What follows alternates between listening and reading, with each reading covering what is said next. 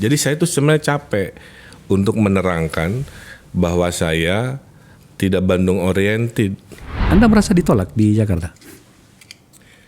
Demokrasi memberikan ruang orang untuk suka dan tidak suka. Partai Anda itu pemenang pemilu loh di Jakarta. Kok partai Anda hanya dan menerima wakil gubernur? Ya faktanya kan menang tapi kurang 4 kursi untuk bisa nyalon sendiri. Kalau jadi waktu itu 22 dapat kursi, langsung Pak Anies jadi calon gubernur lagi otomatis kan. Sebelum saya wali kota, saya ini tukang demo. Oke. Makanya tweet lamanya muncul lagi.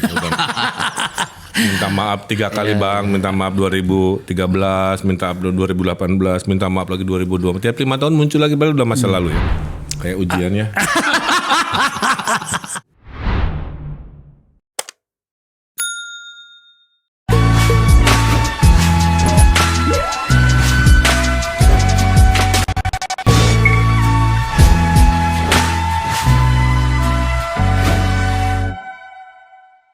Kita bicara tentang pilkada. Dan kita bicara tentang daerah khusus Jakarta. Dan kita berbicara tentang pertarungan para bintang. Saya kedatangan calon gubernur dari koalisi KIM, sahabat saya, Kang Emil Ridwan Kamil. Kang. Bang Akbar, sehat-sehat. Yang kedua kalinya ya?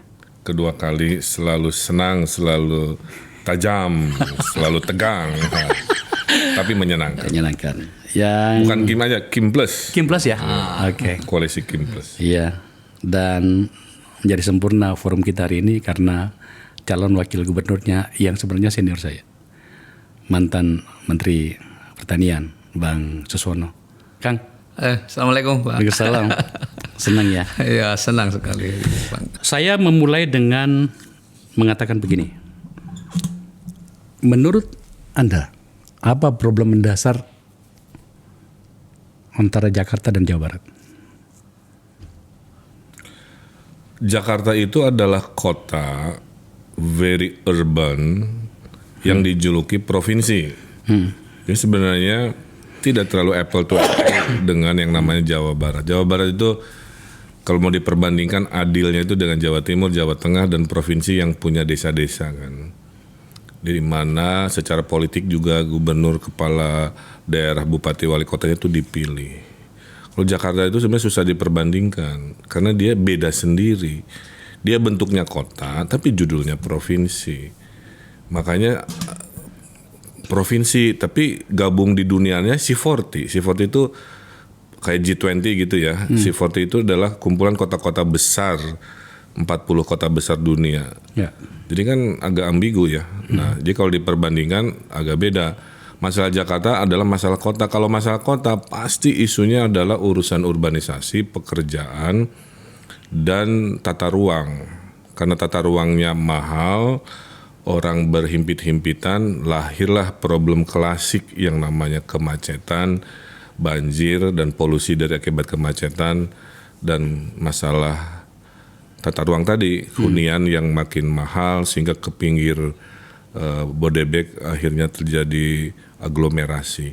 3 juta orang setiap hari tidak tinggal di Jakarta, tapi siang hari kerjanya di Jakarta. Makanya istilahnya aglomerasi udah paling benar. Sehingga kalau Jakarta mau diselesaikan, nyelesainnya nggak bisa masalah di batas politik Jakarta, harus melibatkan solusi dengan Bogor, Bekasi, Tangerang. Saya akan mengelaborasi kebijakan kewilayahan di Jakarta menyangkut soal itu. Siap. Pada beberapa pertanyaan berikutnya. Tapi mumpung kita sedang membahas antara Jakarta dan Jawa Barat, Anda kan mantan gubernur Jawa Barat.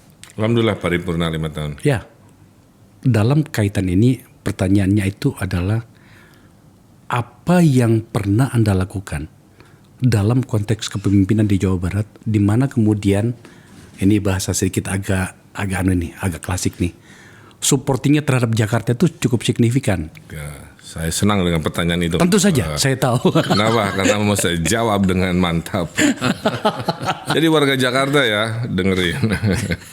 Waktu saya gubernur Jawa Barat, saya bantu masalah pembebasan lahan, KCIC misalkan, kereta api cepat Jakarta Bandung kan, sehingga menjadi kebanggaan tuh, bikin sirik Malaysia. ngebantu pembebasan 2 waduk di Kabupaten Bogor. Iya. Namanya Waduk Serimahi, Waduk Ciawi yang menahan air sampai hari ini 30%. Jadi kalau ada hujan besar di Bogor, itu 30% ditahan dulu di 2 waduk tadi. Digelontorin dulu sekian jam rada tertata, baru 30% volume air digelontorin belakangan. Nah, itu adalah 2 bendungan besar yang saya sebagai gubernur ikut membantu Pak Jokowi dalam urusan pembebasan, dinamika sosial kan, dananya dari APBN. Dan dulu saya sudah kerja Bang di Jakarta, membantu Pak Sutioso 2 tahun, membantu Pak Foke 5 tahun sebagai penasihat gubernur di bidang arsitektur. Tugasnya adalah memastikan bangunan yang dapat IMB itu tidak melanggar aturan dan tidak merusak Jakarta. Jadi saya sudah sangat banyak interaksi dengan Jakarta, baik sebagai profesional dulu poinnya ya, maupun sebagai gubernur Jawa Barat. Gini, catatan itu kita bisa temukan pada seluruh pencapaian Anda di ruang publik. Tapi yang saya maksud itu adalah yang lebih real, Kang. Pernah pada banyak masa Jakarta menderita karena banjir, bahkan sampai hari ini bahkan ya. Siap. Dan itu kiriman dari wilayah Anda dulu. Saya tidak sedang mempeta konflikkan wilayah ya, tetapi realitasnya memang banjir itu katakanlah dari Bogor dan segala macam. Fair gak kalau kemudian ini Anda dianggap bahwa Anda tidak cukup optimal untuk bagian ini? Gini, kalau mau jujur, banjir Jakarta itu 3. Abang lagi membahas sepertiga. Sepertiga adalah banjir mungkin kiriman dari Bogor. Sepertiganya adalah air yang turun langsung ke tanah Jakarta, yang mungkin gorong-gorongnya mampet, yang mungkin tidak lancar kan. Yeah. Nah, yang ketiganya adalah banjir di utara. Kalau banjir di utara adalah air laut yang naik. Jadi kalau disebut banjir, definisikan dulu banjir utara, banjir pusat Jakarta, atau banjir dari selatan. Kalau yang disebut banjir di selatan, karena saya dulu gubernur Jawa Barat, kan ini udah konkret. Di zaman saya membantu Pak Jokowi menahan banjir ke Jakarta dengan menahan 30% air yang bikin banjir. Konkret itu. Di 2022 akhir apa 2023 awal kita resmikan. Artinya yang tidak ada di gubernur-gubernur sebelumnya. Ya. Gitu. Tentu saja saya pasti mendengarkan kalimat ini pada bagian ini kan. Tapi maksud saya pada bagian ini adalah Jakarta dengan pemahaman Anda yang cukup menyeluruh menyangkut banjir, warga Jakarta berikutnya nantinya tidak perlu lagi terjebak pada problem yang rutin datang ke Jakarta ini ya. Saya kalimatnya begini, dari pengalaman saya ya, jangan pernah bilang bebas banjir, itu terlalu takabur. Iya. Yang betul itu adalah mengurangi banjir secara maksimal. Karena kita tahu kota besar dunia, maaf ya, yang kita anggap keren, banjir juga. Kalau mau di Google, Ya. Singapura pernah banjir, Orchard Road-nya, New York pernah banjir, Italia pernah banjir. Jadi artinya, tapi kalau mengurangi banjir, solusi kami, pasangan kami ini 3 Bang. Banjir dari selatan tadi kita akan nambah beli lahan untuk parkir air. Ya. Di tengah kita akan perbanyakkan sumber resapan plus biopori. Kalau sumber resapan proyek pemerintah. Kalau biopori itu kita ngebor. Nanti abang saya suruh oleh peraturan gubernur ngebor pakai tangan ya 1 meter itu di halaman-halaman rumah sehingga air jangan dulu ke jalan aspal depan rumah ini, minimal sekian persen turun ke tanah di rumah ini. Tapi itu kan kebijakan yang atau program atau kebiasaan yang sudah lama kan sebenarnya. Enggak, yang sudah lama itu sumber resapannya. Kalau bioporinya belum. Saya Belum lihat. ya. Nah, yang utara Pak Presiden Prabowo komit bahwa legacy beliau adalah membangun giant seawall, Bang.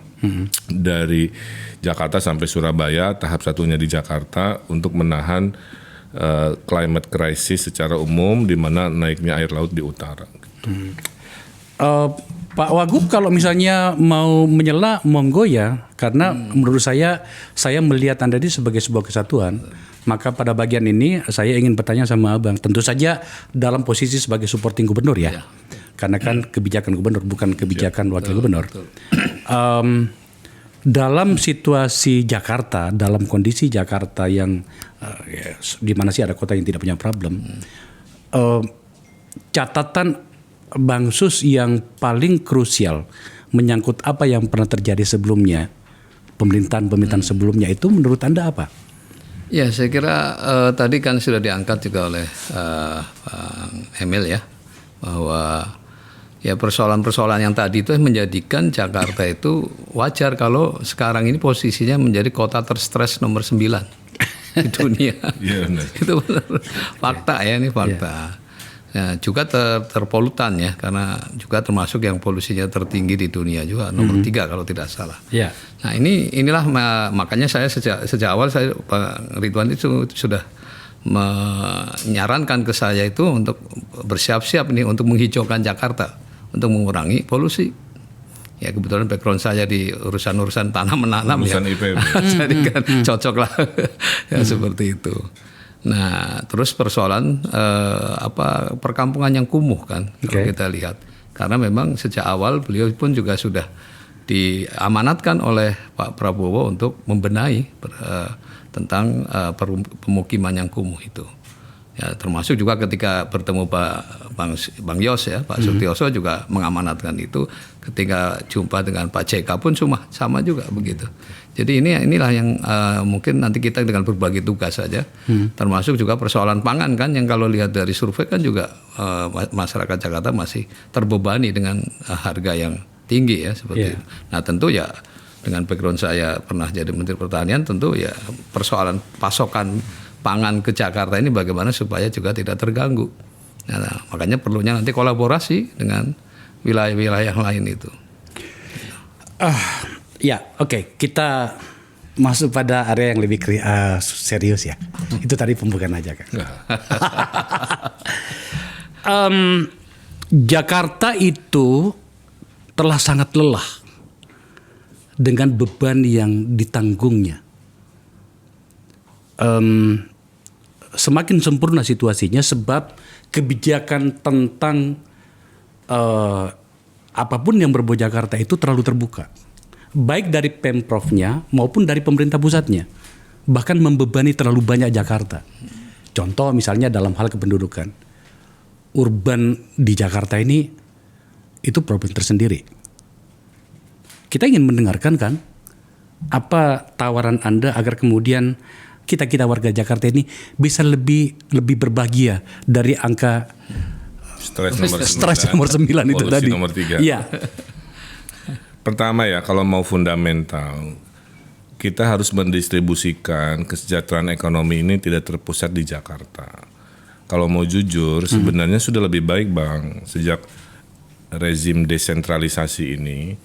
Jadi akumulasi kekayaan itu tidak terkumpul di Jakarta semua, udah bergeser pertumbuhan di Surabaya, Bali booming, Bandung booming kan, dan lain sebagainya. Itu satu berita baik lah. Makanya makroekonomi kita kan terjaga. Nah kemudian Jakarta ini kami bagi dua Bang. Satu, Jakarta baru adalah apa yang harus diredefinisi setelah tidak lagi ibu kota. Dua, visi kita Jakarta maju. Kita saatnya naik kelas, going global. Kalau sudah mau bertekad going global kan berarti standarisasi kotanya harus naik kelas. Ibarat kita mau olimpiade kan. Kalau udah berani olimpiade ya berarti cara olahraga, cara makan, cara apanya lebih baik. Nah, jadi yang pertama kami ingin membereskan masalah yang klasik ya. Banjir, kemudian kemacetan, sekarang tambah polusi. Kemacetan itu kami ada solusinya. Pertama, melanjutkan ideologi memfasilitasi mobilitas. Kalau Anda harus bergerak di kota, kami fasilitasi dengan MRT, dengan LRT, dengan bis, jalur sepeda. Kami ada inovasi baru, jalur sungai yang sedang kami kaji. Kalau itu berhasil, mohon izin warga Jakarta, dalam 5 tahun kami akan menghadirkan transportasi melintasi sungai. Nanti kami cekkan volume airnya, kerapihan, kekumuhan satu. Yang kedua adalah rezim mengurangi pergerakan. Kalau bisa tidak bergerak, tapi hidupnya produktif, itu pilihan terbaik hidup Seperti di Jakarta. apa bentuknya? Live, work, and play di satu tempat. Contoh ya, saya punya teman-teman arsitek. tinggalnya di Bintaro, kerjanya di Bintaro, ngemolnya di Bintaro Exchange. Terus saya tanya ke dia, kamu ke Sudirman Tamrin suka? Iya, seminggu sekali ketemu klien. Hidup kamu udah bener, saya bilang. Saya punya teman di Kelapa Gading, tinggalnya di Kelapa Gading, ngantornya di Kelapa Gading, ngemolnya di Mall of Indonesia. Saya tanya, kamu ke daerah Sudirman Tamrin? Ya, seminggu 2 kali Pak kalau ada urusan. Nah, logika-logika ini yang ingin saya tawarkan. Di tengah kota kita perbanyak hunian, ya, supaya orang tinggalnya di pusat, kerjanya di pusat, ngemolnya di pusat. Tapi kan lahan habis. Maka solusi pasangan Ridho adalah tanah-tanah yang ada pasar. Sekarang tuh pasar rata-rata 2 lantai. Di Tanah Abang masih jadi kandang kambing, maaf ya.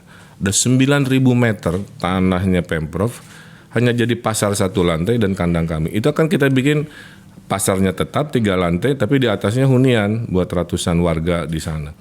Jadi namanya densifikasi tengah kota, memperluas pertumbuhan perkantoran di pinggir kota. Apa yang terjadi tadi? Pergerakan berkurang.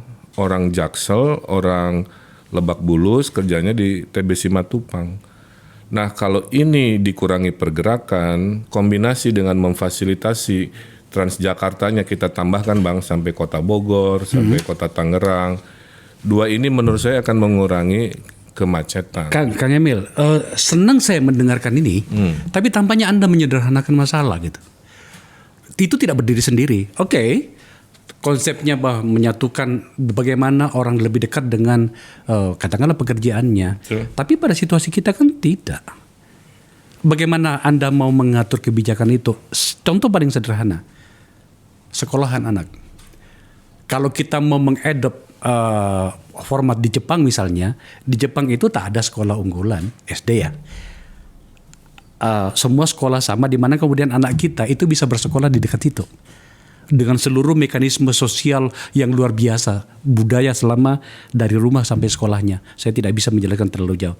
Tapi dalam konteks Jakarta, saya tidak melihat bahwa itu sesuatu yang cukup logik untuk kemudian Anda terapkan selama 5 tahun pemerintahan Anda nantinya.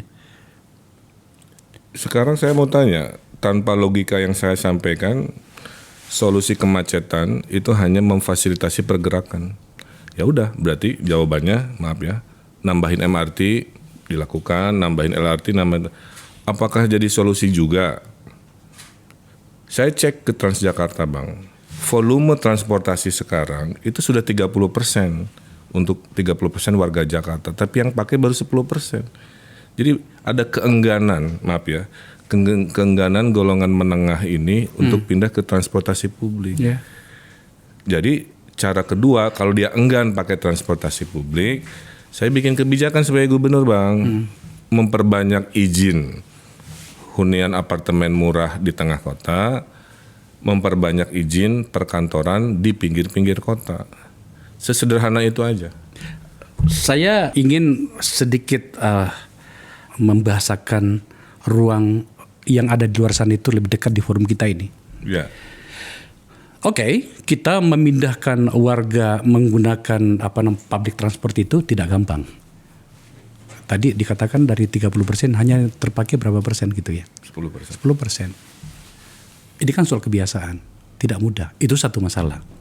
Tapi dalam hal terobosan, Kang Emil, saya tahu Anda kadang-kadang mengambil risiko yang cukup mengagetkan.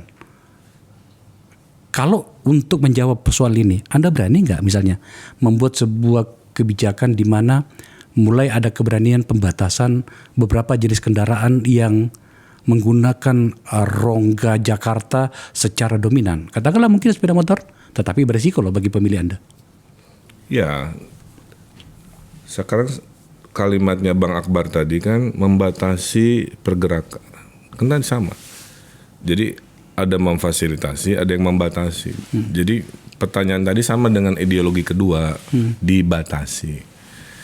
Nah, dibatasi itu menurut saya bisa dengan cara berbayar, sehingga mereka yang menggunakan fasilitas negara harus bayar ekstra. Nah, uangnya dipakai untuk ngatasin polusi. Atau dibatasi itu bukan membatasi populasinya, tapi mewajibkan di zona tertentu harus motor atau kendaraan listrik.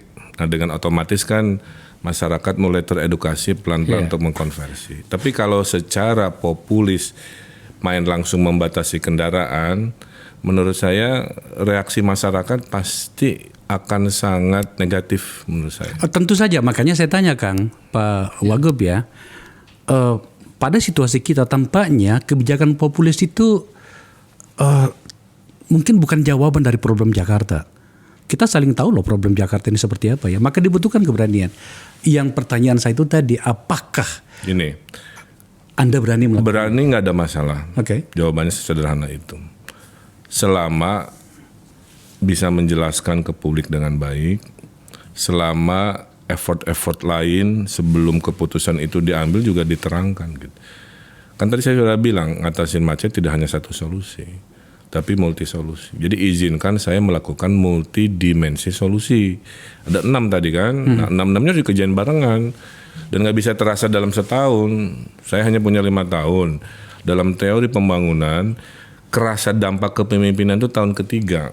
Iya. Ya, jadi kalaupun nanti dibatasi, terus saya memperbanyak hunian di atas pasar, sehingga orang tidak usah tinggal di Depok, tapi tinggalnya di Dukuh Atas, itu nanti tahun ketiga lah baru terasa teori ini berjalan dengan baik kan gitu. Sorry Kang, Pak Wagub, Bang Sus, saya agak sengit bertanya pada bagian ini sebab ini kan narasi yang sering diungkapkan setiap pilkada Jakarta.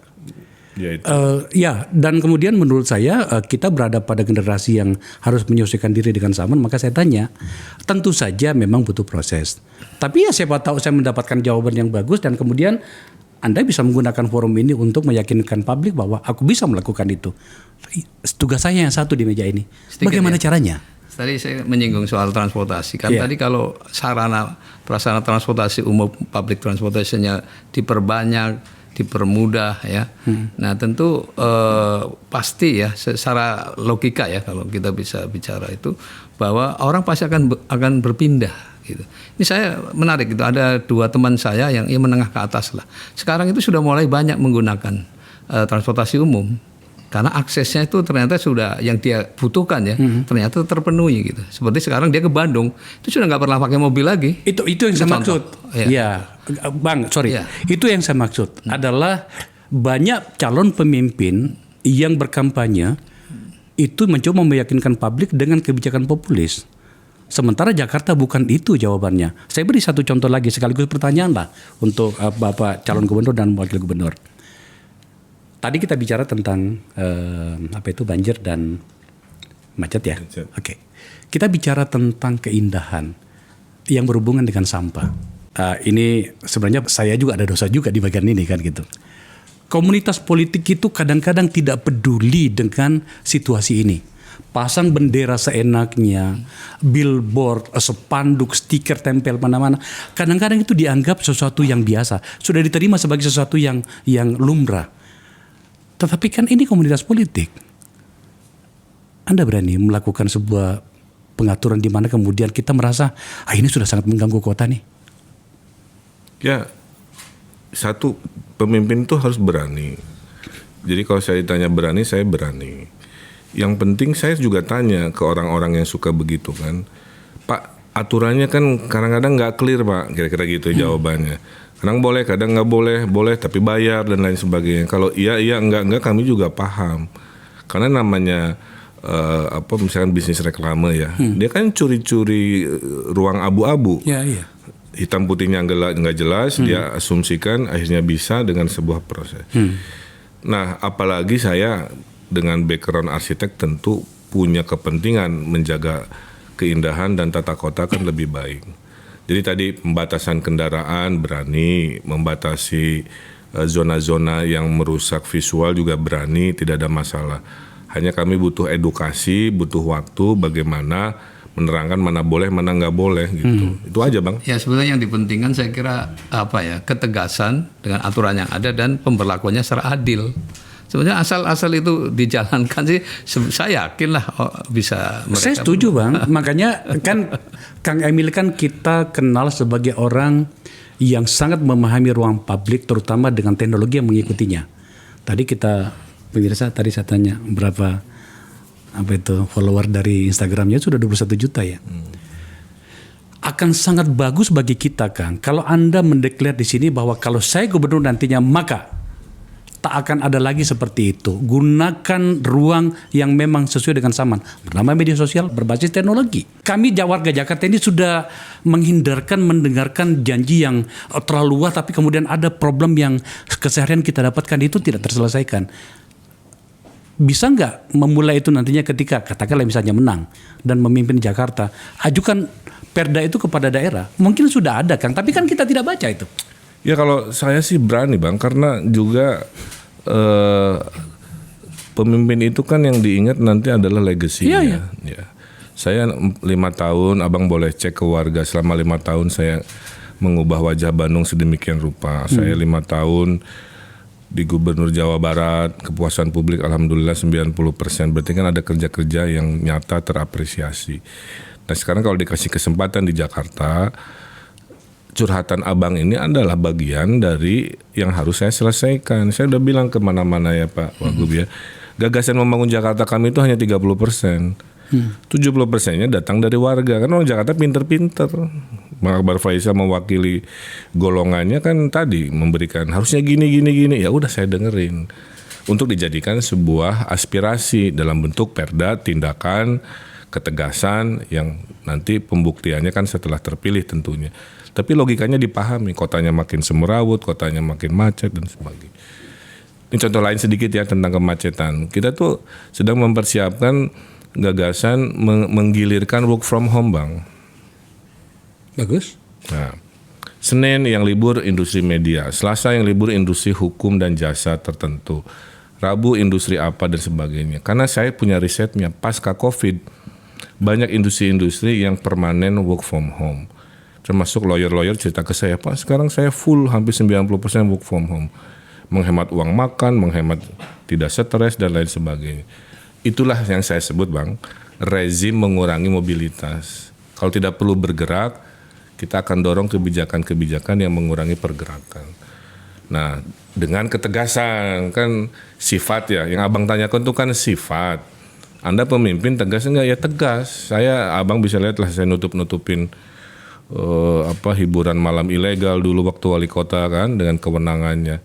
Selama tidak melanggar hukum, saya beri ruang demokrasi yang kita harapkan. Tapi kalau sudah melanggar hukum, ya tunggu tanggal mainnya aja. Karena kalau diomongin sekarang ya kayak janji, ya memang janji karena kan belum jadi gubernur. Kecuali Abang undang lagi kami di setahun pertama. Ya pastilah. Pak Gub kenapa tidak tegas kan gitu. Gini Pak. Oke, tentu saja kami akan undang nantinya. Dalam catatan banyak orang, seorang Ridwan Kamil itu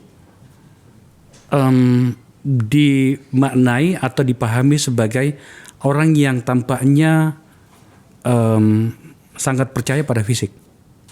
Mungkin karena Anda seorang arsitek ya. Meskipun di dalam arsitek itu ada nilai di dalamnya. Betul. Tentu saja saya pahami itu. Tapi pada bagian ini adalah apakah kebijakan Anda di Jawa Barat nantinya itu akan Anda teruskan di sini di mana tampaknya itu sedikit agak dominan dalam hal fisik ya. Kaitan dengan ini pertanyaan berikutnya adalah menurut Anda Jakarta itu sebenarnya membutuhkan fisik atau psikis ya? Ada pepatah ya dalam bahasa Inggris dan ini relevan dengan Jakarta. Tolong diingat-ingat ya pemirsa ya. Dari Winston Churchill. We design buildings, thereafter building design us. Kita mendesain sebuah bangunan, nanti bangunan itu balik mendesain kita. Kalau kita melahirkan fisik yang egois, maka bangunan itu akan melahirkan budaya warganya yang egois. Ketika kita mendesain hanya shopping mall saja, maka shopping mall akan melahirkan golongan yang membatasi diri dari toleransi dengan menengah bawah karena mereka difilter. Nah, jadi kesimpulannya karena sifatnya kota itu 70% tentang fisik, di mana psikisnya itu lebih sebab dari akibat fisik-fisik yang tidak karuan, fisik-fisik yang egois, fisik-fisik yang tidak humanis dan lain sebagainya. Maka saya ingin menghumaniskan Jakarta nih. Dengan cara apa? Contoh sederhana. Car Free Day, paling gampang. Saya bilang kenapa hanya di tengah kota? Emang yang mau menikmati udara segar pagi hanya tengah kota. Terus orang harus naik motor jauh-jauh dari berbagai sudut mata angin hanya untuk datang ke tengah kota. Ya sudah, caranya adalah desentralisasi Car Free Day. Saya bikin di seluruh penjuru mata angin sehingga orang bahagia di tengah sama, di utara sama. Saya mau bikin Car Free Night, beda lagi sebulan sekali. Supaya apa? Nutup jalan malam hari, mamerin UMKM, ada pentas seni oleh anak-anak muda sehingga berkurang tawuran. Nah, jadi makin humanis itu Bang, salah satu visi kita. Salah satu terakhir dari saya yang ingin saya dorong adalah di zaman kami, inovasi terbesar kami adalah RW akan kami kasih anggaran untuk mendesain masa depannya sebesar 200 juta per tahun. RT RW-nya dinaikkan gajinya setinggi-tingginya. Sehingga dalam 5 tahun Bang, seluruh penjuru mata angin Jakarta terjadi perubahan yang luar biasa. Kali 5 tahun udah 1 miliar, yang masih kumuh beresin kumuhnya, yang kumuh udah beresin ekonominya, kumuh ekonomi beres, masukin anggarannya buat sosial budaya. Itu imajinasi saya terkait Jakarta yang lebih humanis, datang dari fisik, juga perbaikan psikis. Terakhir, stres, nomor 9. Bang, stres itu jadi pemarah, dari pemarah jadi cuek, dari cuek kena mental, terakhir kena skizofrenia. 11.000 warga Jakarta dirawat di rumah sakit penyakit mental, skizofrenia. 50.000 rawat jalan. Saya ingin warga bahagia psikis, maka negara akan hadir di awal. Saat stres kita ada apps curhat. Jadi HP-nya orang Jakarta nanti ada apps-nya curhat. Ke psikolog dibayar oleh kita, ke ustadz, kadang-kadang ustadz jadi solusi dibayar oleh kita. Pak ingin ketemu langsung, saya kasih mobil curhat. Parkir di Car Free Day, parkir di balai RW, parkir di mana-mana, di dalam mobil, konsultasi, ada psikolog dan konselornya. Inilah pasangan kami menghadirkan solusi negara hadir ketika warganya butuh curhat untuk psikis. Saya dengarkan Kang soal ini. Tapi situasinya sudah terjadi seperti ini. Betul. Tata ruang kita berantakan. Tentu saja kita tidak bisa memulai dari awal lagi kan. Betul, udah nggak ada lahan. Nggak ada lahan lagi dan segala macam. Ketika dihubungkan soal stres segala macam, kita pengen tahu sebenarnya bagaimana pasangan Ridwan Kamil Susono nantinya bisa meyakinkan kita bahwa enggak, jika you ingin aman hidup di kota tidak perlu ke Singapura, cukup di Jakarta, cukup di Bambu Apus di daerah saya, cukup di pinggir-pinggir kota sana. Itu yang sebenarnya kita tunggu Kang. Makanya tadi saya tanya, Anda menganut mazhab fisik atau psikis? Hari ini menurut saya kebutuhan Jakarta adalah psikis. Maka jawaban saya sederhana Bang. Kalau dia psikis, kita negara hadir memberi kebahagiaan. Kan saya bilang tadi, mau curhat ada mobil curhat, mau berbahagia ada Car Free Day di mana-mana, mau pesta budaya, melestarikan budaya Betawi, Car Free Night di mana-mana. Oke? Buat muslim ada maghrib mengaji, yang non muslim ada kegiatan keagamaan yang juga kita atur. Itu semua psikis. Tapi psikis ini kan akibat Bang dari namanya fisik. Makanya fisiknya mau diberesin, sungai-sungai mau diperbaikin. Saya baru dari Waduk Melati, bagus banget tapi tidak tersentuh kan. Saya ke Danau Sunter, bagus tapi nggak diapa-apain. 2 juta orang Jakarta Bang, buang duit 1 juta keluar Jakarta tiap weekend 2 triliun. Karena di Jakartanya nggak banyak pilihan untuk akhir pekan. Kali setahun 120 triliun uang Jakarta keluar. Yang mendingan saya bikin pusat-pusat wisata, banyakin taman. Pak, Kampung Kumuh kan nggak ada taman, saya beli bangunannya saya bongkar jadi taman. Ya, dana ada 80 triliun. Jadi solusi-solusi yang keburu psikisnya kita beresin dengan responsif tadi. Yang penyebab psikisnya fisik yang buruk kita benerin kan begitu ya. Makanya kekumuhan itu nanti solusinya 3, bisa dipindahin ke rusun, bisa cukup dibenerin kampungnya Bang dengan 100 jutaan, jadi dia punya rumah 2 lantai, atau dirapih-rapih aja. Kombinasi dengan penghijauan dari Pak Suswono nanti Bang, kita target 3 juta pohon lah ya. Itu nurunin suhu 2 derajat di kota Medellin di Kolombia. Itu mau kita tiru lah. Karena penghargaan PB bisa bilang Pak Wagub nanti ke sana main. Apa yang terjadi? Kotanya hijau, stresnya turun juga. Karena yang dia lihat bukan beton. Dalam 3 tahun lihat, abang nggak akan banyak lihat beton di tol, di flyover. Karena kami bungkus semuanya dengan tanaman hijau rambat, pohon besar dan lain sebagainya. Izin Psikis fisiknya itu kira-kira begitu. Izin Pak Wagub, nanti saya akan bertanya banyak ketika sudah masuk ke karakternya Apu bernama politik itu. Kita masih bicara tentang program sebab saya betul-betul ingin mewakili penduduk Jakarta, di mana kemudian ada calon gubernur di depan saya, calon wakil gubernur di depan saya. Setuju. Itu betul-betul Anda akan melakukan apa yang kami minta. Sesimpel itu kan. Ibaratnya tuh kita lagi ngobrol dengan ribuan orang, tapi diwakili jubir. Kan gitu kan? Ya. Jadi silahkan tanyakan. Karena tugas pemimpin kalau kami Bang itu generalis. Ya. Dari sajadah haram jadah harus dijawab. Oke, sedikit tambah ya, Bang Akbar ya. Jadi saya kan hari Ahad lalu lah, saya ke Ekopark kan. Ekopark. Artinya saya bisa menyaksikan aura kebahagiaan ya warga Jakarta, dari bayi sampai kakek-kakek, ada semua di situ. Cuma ketika saya tanya dari mana, ada dari Rawajati, ada dari Cipinang. Emang di sana nggak ada yang dekat-dekat itu? Ada lagi yang agak jauh juga. Nggak ada Pak, cuma ada di sini. Kenapa ke sini? Ya enak, gratis katanya. Ya kan contoh ya, artinya kalau tadi ruang terbuka hijau itu ada di berbagai tempat tadi. Nah, yang perkumuhan tadi dirombak ya menjadi tempat tadi ruang terbuka hijau dan rumahnya tadi ke atas. Dan saya sudah pernah nanya di Pejagalan di Priok, itu kan termasuk padat ya seperti itu. Kemudian Tambora, daerah yang paling padat malah ya. Katanya se-Asia Tenggara itu di situ.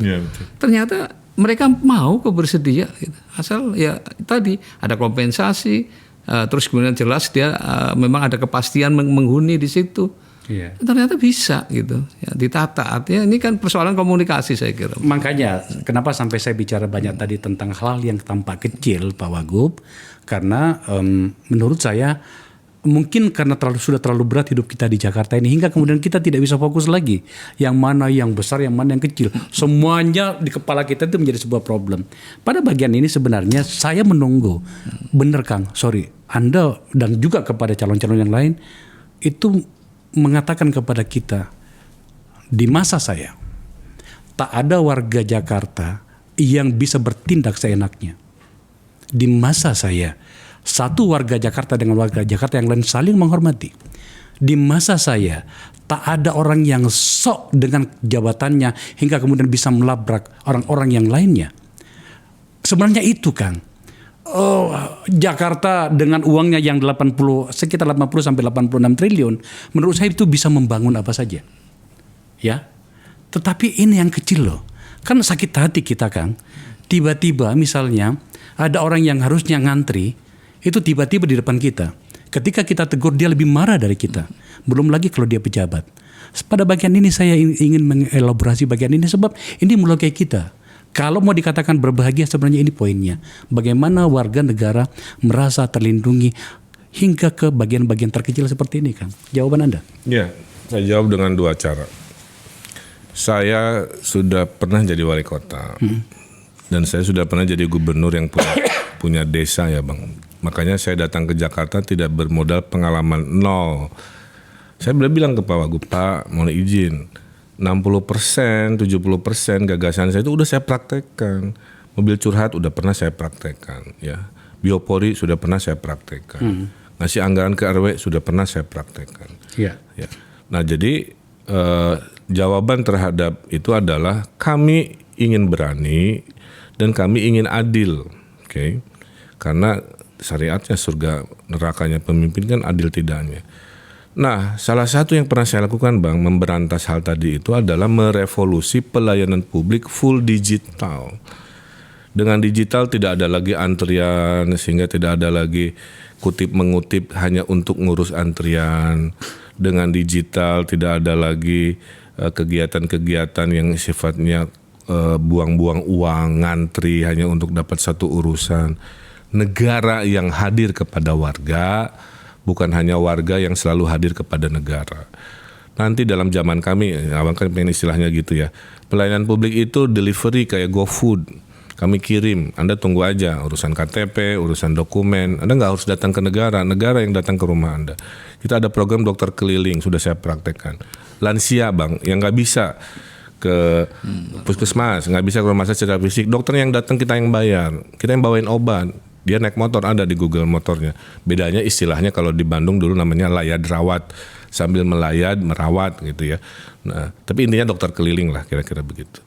Jadi dengan digital, kedua dengan mengubah mindset bahwa warga yang super sibuk kayak abang tiba-tiba harus ribet ngantri oleh sebuah dokumen, nggak lagi, kitanya yang deliver gitu, beresin secara digital, hasilnya dikirim via online. Itu bang, kami waktu COVID melakukan itu, namanya telemedicine. Bayangkan, kami harus menjangkau warga saat COVID nggak bisa ke fasilitas negara. Kan kita survive, mengubah pola pikir yang tadinya, yuk kamu daftar ke apotek, enggak. Kita bikin gudang obatnya. Mereka daftar, dokternya pakai telemedicine, ngecek, dikirim obat. Logika yang sama akan kami praktekkan. Oke. Terakhir pada bagian ini. Jakarta ini juga ternyata terjebak pada disparitas kebijakan. Mungkin karena populisme juga. Pembangunan begitu sangat atraktif di pusat-pusat kota. Apalagi di dekat dari istana negara segala macam yang sering dilalui orang lah. Oke. Tetapi pada beberapa daerah pinggiran, terutama yang urban poor itu mengenaskan juga. Ini saya hubungkan dengan gugatan banyak orang kepada Anda loh Kang, waktu Anda di Jawa Barat. Anda yang dianggap bahwa Anda terlalu fokus ke kota Bandung saja. Tidak cukup tanda petik adil pada kebijakan dan distribusi ke pembangunan di seluruh Jawa Barat. Anda terima gugatan ini? Saya jawab itu adalah omongan netizen yang kurang piknik. Iya. Bagaimana mereka mengkonsumsi saya? Dari media sosial. Saya udah jawab 5 kali di akhir perjalanan saya. Bagaimana saya membangun 2 alun-alun di Cirebon, 1 kreatif center di sana. Saya membangun alun-alun di Sumedang, membangun pusat wisata di Sumedang, membangun kreatif center di Sumedang, membangun alun-alun, memberesin pantai di Pangandaran. Tapi tidak viral. Karena tidak viral, tidak dikonsumsi. Karena tidak dikonsumsi, diasumsikan tidak dikerjakan. Jadi saya itu sebenarnya capek untuk menerangkan bahwa saya tidak Bandung oriented. Oke. Bisa dibedah, asal mau dengerin. Tapi kan gak mau dengerin, karena kan gak seru. Karena itu kebenaran. Mereka fokus pada gosip-gosip kekurangan, disimpulkan terus dijadikan cap seolah-olah seperti itu. Aku tanya ke abang sekarang dan ke pemirsa, kalau saya seburuk itu, kenapa approval rating saya 90%? Mungkin nggak buruk ya, cuman mungkin kurang adil aja. Kalau saya kurang adil, kenapa approval rating saya 89, 90, 91%? Kan yang disurvei approval rating itu bukan warga Bandung, Bang. Warga Bandung hanya 2,5 dari 50%, 5% dari penduduk Jawa Barat. Kalau mereka merasakan ketidakadilan, tercermin dong dalam approval rating saya, say 40%, say 30%. Maka cap tadi berbanding lurus dengan surveinya. Kan surveinya nggak begitu. Surveinya approval rating di 90%, yang mau gubernur lagi 70%. Kalau saya dianggap tidak adil, kan nggak mungkin dipilih lagi oleh warga Jawa Barat. Tercermin dengan apa? Kita bahas ilmiah, jangan pakai persepsi. Ilmiahnya disurvei. Jadi jawaban saya terhadap kritikan saya terima, tapi saya izin hak jawab. Oh iya dong. Ya, saya bilang kalau ketidakpuasan berbanding lurus dengan survei yang buruk, saya introspeksi juga. Tapi kan enggak gitu. Di era politiking hari ini karena menjelang pilkada, Orang ingin menjelek-jelekan supaya dipersepsikan saya tidak layak atau kami tidak punya kapasitas. Tapi kan saya ditolong oleh fakta.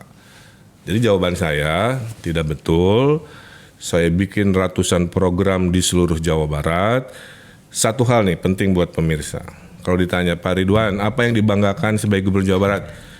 Saya menghilangkan desa miskin dari 1.000 saat 2018 menjadi 0 di 2023. 1.000 desa miskin ada di mana? Bukan di kota Bandung. Itu ada di seluruh wilayah Jawa Barat. Oke. Itu Bang. Cakep. Bang Sus, partai Anda itu pemenang pemilu loh di Jakarta. Kok partai Anda hanya dan menerima wakil gubernur? Ya faktanya kan menang tapi kurang 4 kursi untuk bisa nyalon sendiri. Kan hanya 18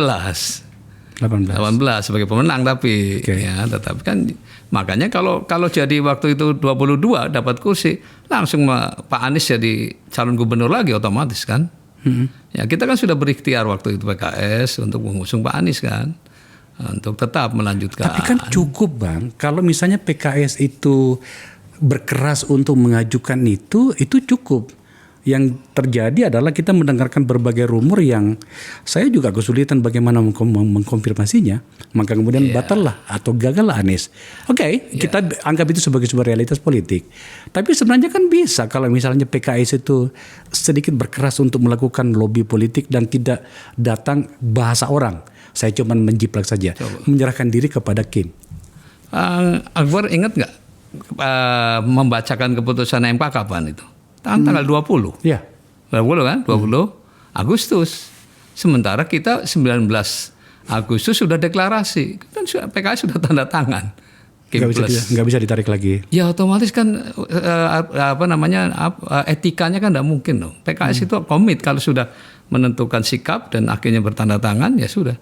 Ya sayangnya kan itu yang kita sesalkan ya kenapa waktu itu MK baru memutuskan tanggal 1 kan ingat kan Bang? Tanggal 1 Agustus kok kenapa dibacakannya tanggal 20 persis sehari setelah kalau MK dibacakan sebelum kami deklarasi. Deklarasi mungkin beda kan. Takdir Pak Anies gitu. Kan begitu ya. Tapi karena MK-nya bacanya setelah kami deklarasi, takdirnya ke kami gitu ya. Sebenarnya kan kita nggak tahu MK punya rencana itu bukan punya rencana ya mungkin kan ada yang gugat. Nah itu problemnya itu kan. Jadi ya memang lah mungkin ini qadarullah juga karena memang Pak Ridwan Kamil kan diminta Pak Prabowo untuk ke Jakarta. Tapi dia minta syarat wakilnya dari PKS. Ya tentu saja itu dalam kalkulator politik itu ya Jakarta ya harus ngandeng PKS.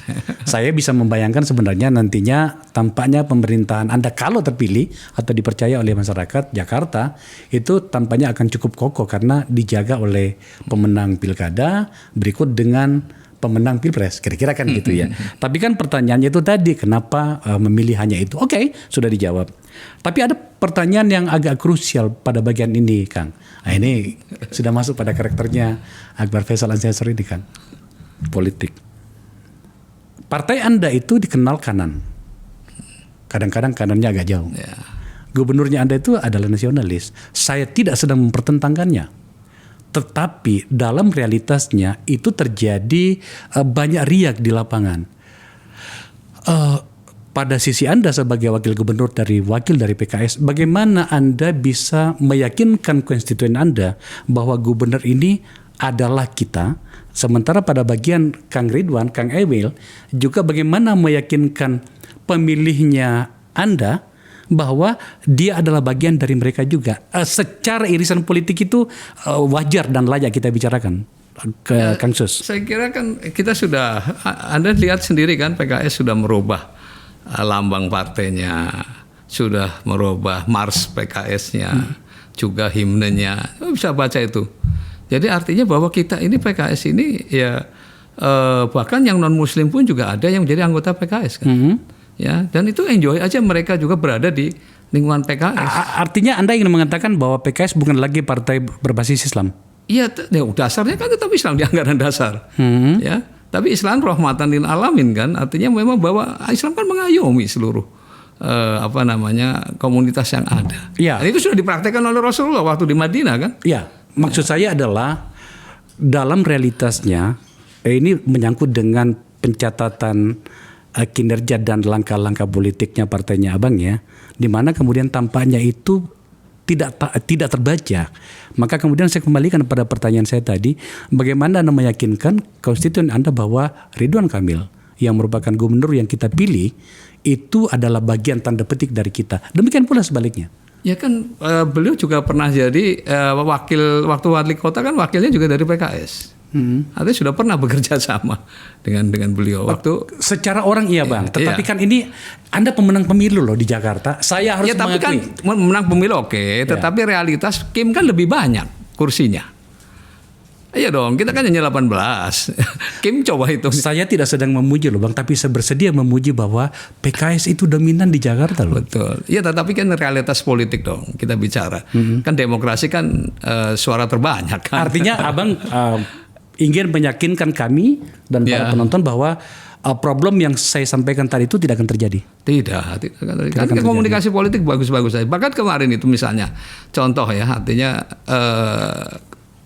ini ada partai terakhir nih yang ikut juga bergabung. Apa itu? Partai Damai Kasih Bangsa yang dulu PDS kan. Oke. Partai Damai Sejahtera. Itu kan Kristen kan. Artinya dia nelpon saya langsung ketua umumnya bahwa Pak Sus saya ingin bergabung nih untuk mendukung Anda katanya. Artinya dia bisa menerima saya, padahal saya dari PKS kan dulu begitu. Artinya pernah kan kita bergaul di waktu itu beliau juga pernah jadi di DPR dan satu komisi. Okay. Artinya perilaku politik PKS ini sesungguhnya ya tidak sebagaimana yang digambarkan. Mungkin ada orang-orang yang memang nggak suka PKS kan gitu.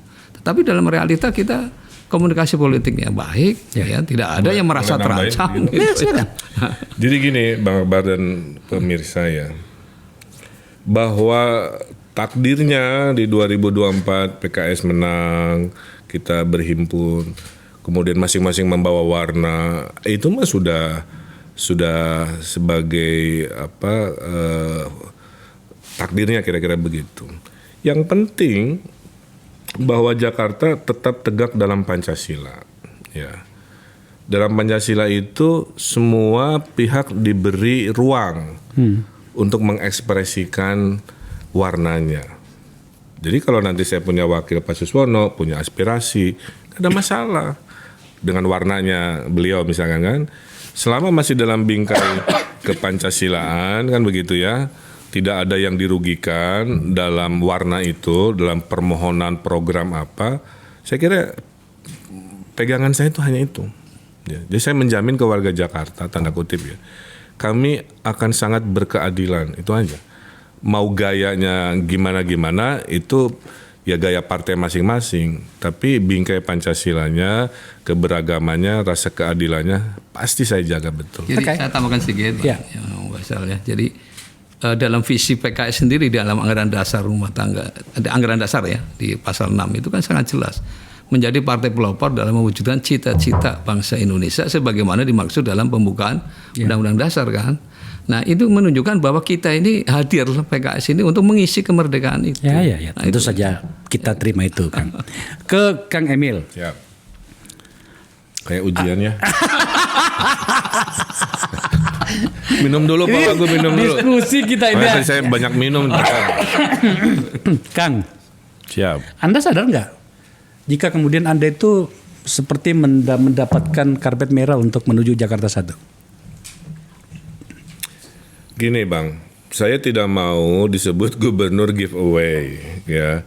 Gubernur yang dikasih, saya kan punya reputasi lah Bang. Oh iya, itu bukan artinya maaf ya, artinya menuju Jakarta itu datang dari sebuah pertanyaan ya. Menjawab itu. Dalam Kim nih, sebelum kita berjodoh ya. Siapakah di Kim yang bisa untuk merumuskan Jakarta Pasca Nusantara? Perbincangannya tuh. Harus teknokrat, satu kriteria. Harus yang paham Nusantara memberi resiko apa kepada Jakarta. Kebetulan kan saya kurator IKN juga, ya, ditugasin Pak Jokowi. Dalam perbincangan akhirnya masuklah nama saya. Maka oleh Golkar saya akan dikasih surat tugas bersosialisasi di Jabar, bersosialisasi di Jakarta. mengerucutlah pada akhirnya dari alasan teknokratis menjadi alasan psikologis. Alasan psikologis itu alasan dari Pak Prabowo, Kang sebaiknya Akang di Jakarta. Aspirasi dari rakyat Jakarta saya lihat ada. Dan saya ingin gubernur dengan presiden tanda kutip satu frekuensi kan. Jadi kalau disebut karpet merah mungkin itu tafsir, silahkan, saya nggak akan bantah. Tapi alasan kenapa saya ke sana, satu ada teknokratis reason, satu ada politis reason bahwa saya Kim.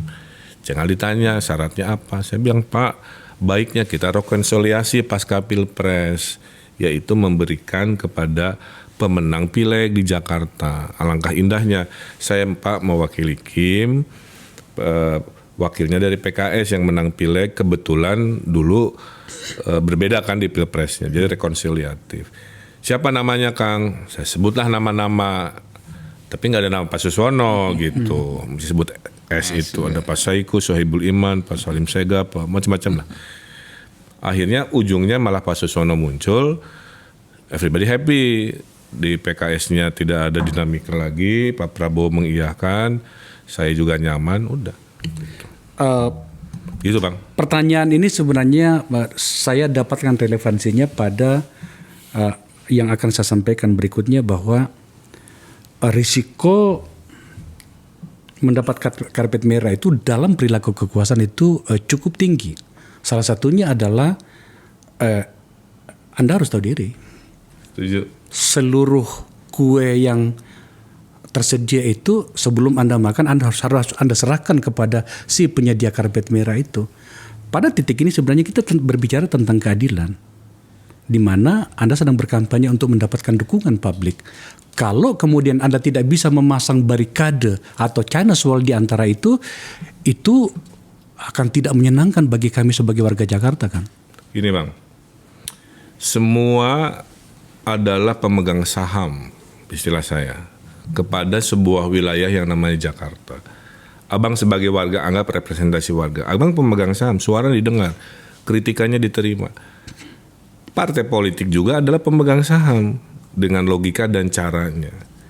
Prinsip saya sederhana, abang saya fasilitasi, partai politik saya dengerin, selama aspirasinya, permohonannya reasonable, bisa dilaksanakan dan tidak melanggar aturan. Nah ini, itu pasti saya penuhin. Karena pengalaman saya, mohon maaf ya, selama 10 tahun banyak permintaan-permintaan dari elit-elit yang melanggar aturan. Saya lawan karena akan membahayakan. Contoh, waktu saya BUMD itu pengen jadi dirut dari golongan ini, ditelepon untuk jadi komisaris.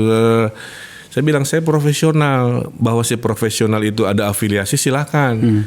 Tapi yang saya dahulukan adalah logika profesionalnya saja, bahwa profesionalnya ada warna kanan, warna tengah, warna kiri silahkan. Tapi jangan dibalik, diterima dulu terus dipaksakan fasilitasi itu yang akhirnya merusak sebuah ekosistem namanya pembangunan wilayah Jakarta. Karpet merah dari tentakel politik adalah satu hal. Betul. Biasanya berbarengan dengan hal yang kedua. Apa itu adalah tentakel oligark ekonomi. Setuju. Saya ingin fair di sini. Pertanyaan yang sama saya berikan kepada Bang atau Mas Pram waktu saya undang ke sini tentang apakah Anda akan memberikan fasilitasi juga dalam format yang lebih seperti yang banyak kita lihat pada periode-periode sebelumnya kepada kaum pemilik modal yang kita sebut oligark ekonomi itu. Ini hal yang paling krusial sebenarnya, Kang. Sebab dalam kenyataannya, dalam sejarahnya, fasilitasi yang berlebihan kepada mereka ini atas nama jasa-jasa politik itu tadi, itu melukai kita. Setuju. Apa jawaban Anda?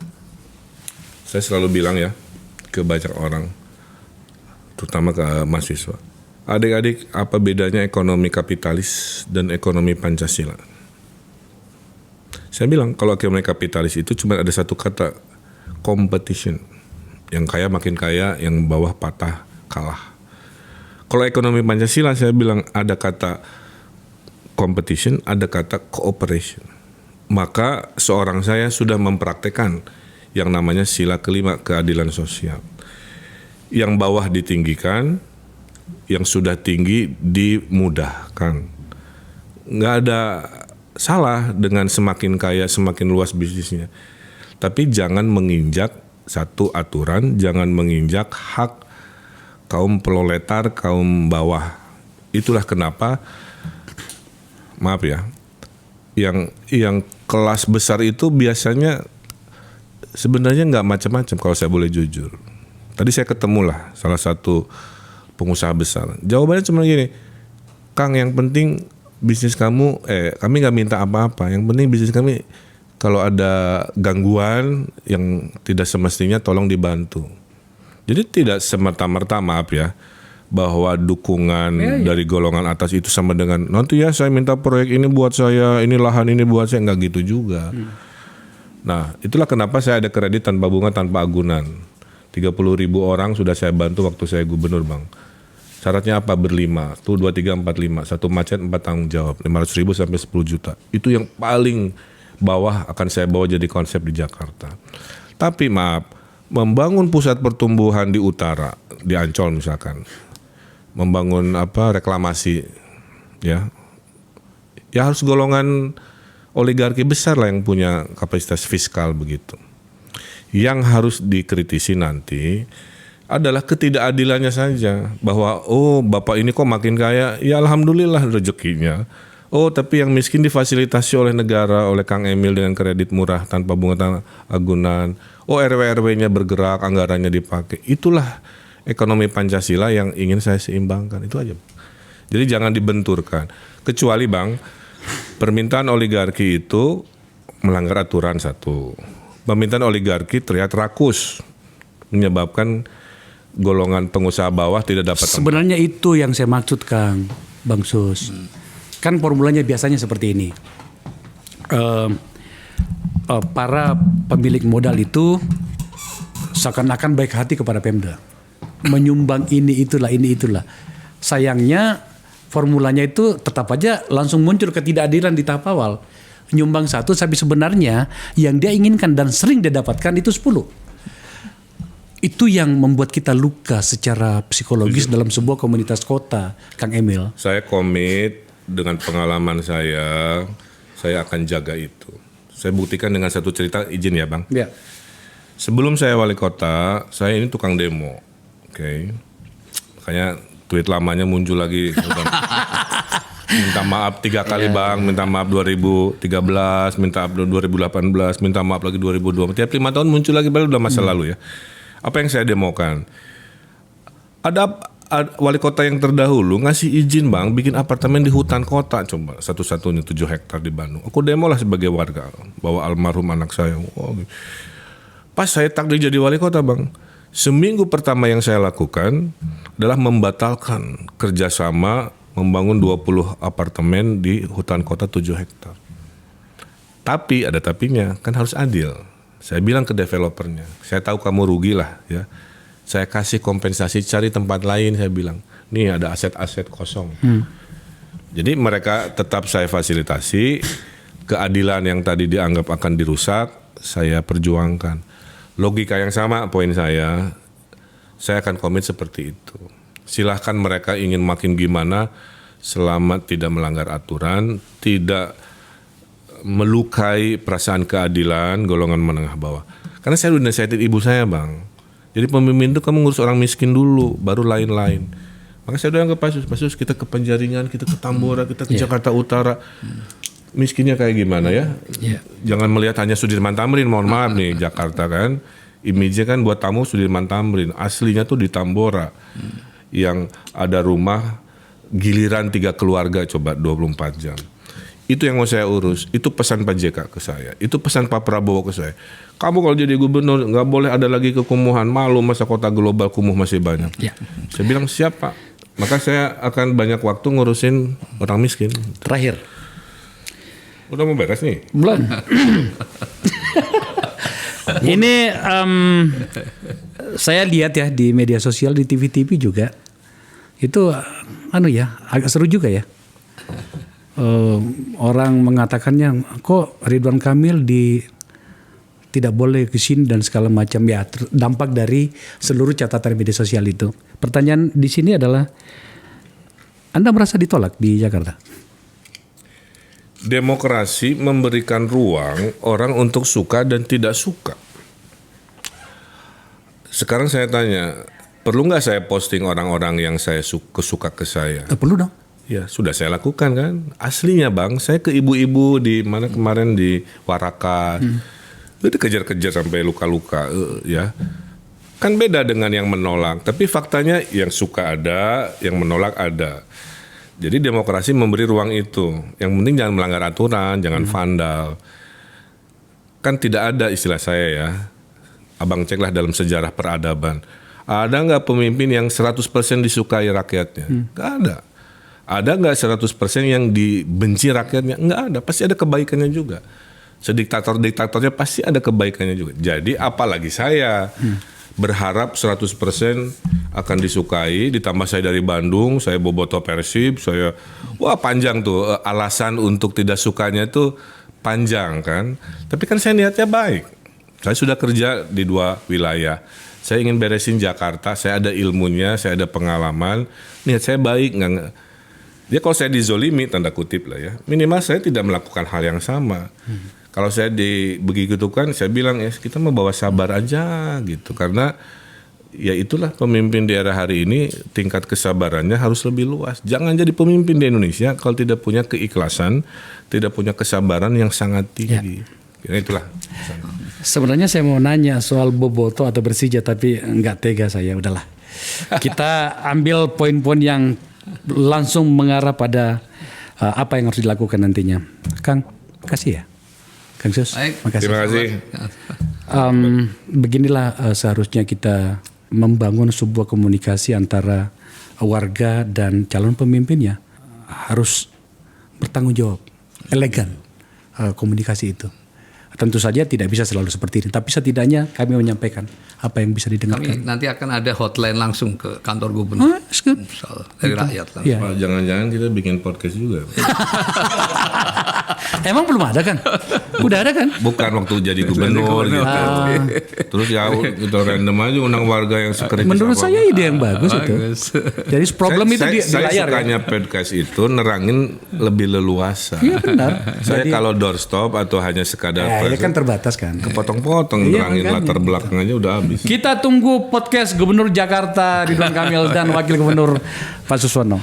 Sekali lagi makasih banyak Bapak. Sama-sama Bang Faisal. Beginilah kebudayaan, termasuk kebudayaan kota yang harus kita bangun. Kita harus saling bercakap-cakap. Anda mendengarkan tadi.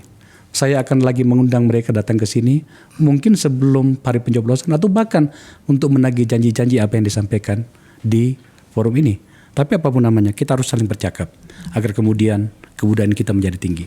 Terima kasih menyaksikan percakapan ini.